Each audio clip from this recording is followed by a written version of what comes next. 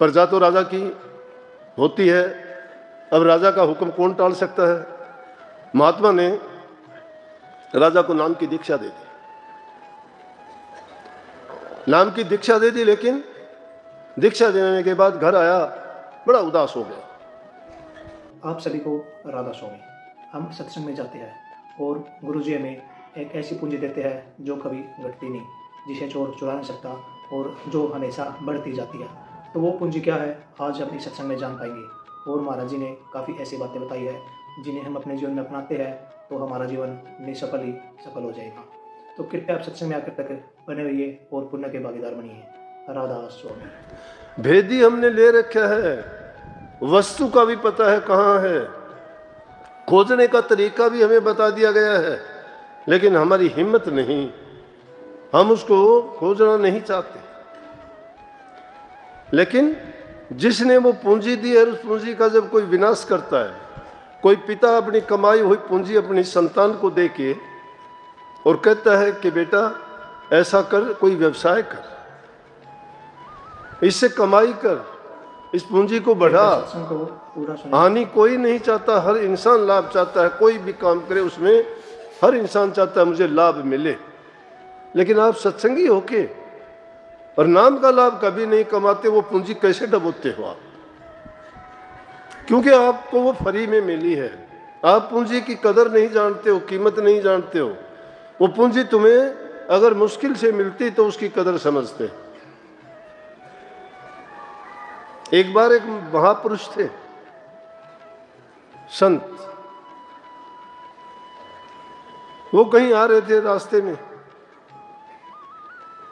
और उधर से राजा का आना हो गया।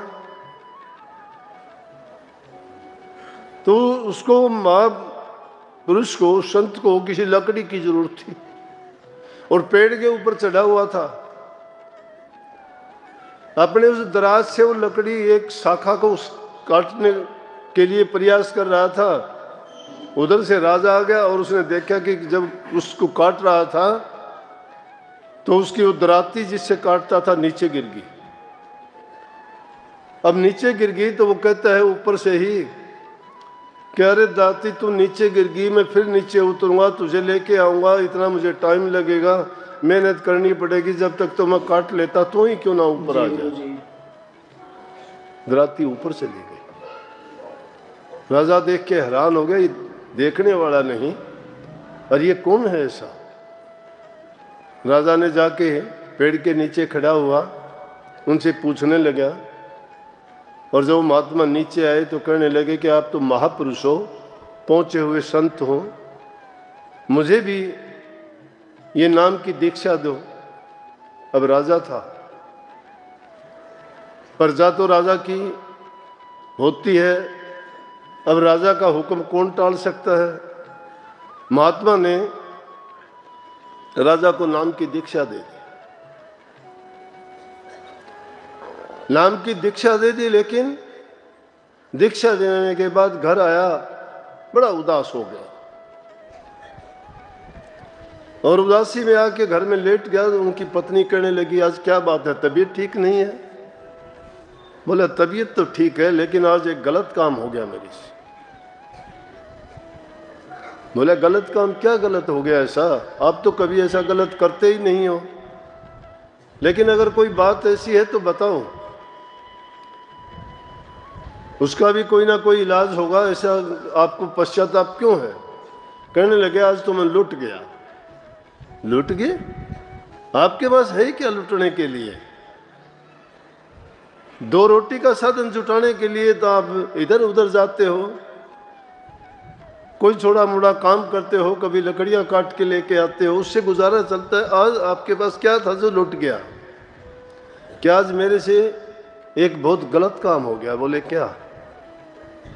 क्या आज एक राजा को नाम दिया गया? बोले ओह ये तो बहुत बड़ी बात है। संसारी लोग तो उसको बहुत बड़ी मान लेंगे, बड़े लोग सत्संग में आ गए, बड़े लोग सत्संग में आ जाते हैं, खुश होते हैं। कोई जज आ जाए, कोई वकील आ जाए, कोई राजनीतिक आदमी आ जाए, कोई धनवान पैसे वाला आ जाए, कोई व्यापारी आ जाए, खुश होंगे, वाह बड़े बड़े आदमी हमारे सत्संग में आते हैं। आजकल तो सत्संग भी यही रह गया, बड़े लोग आए।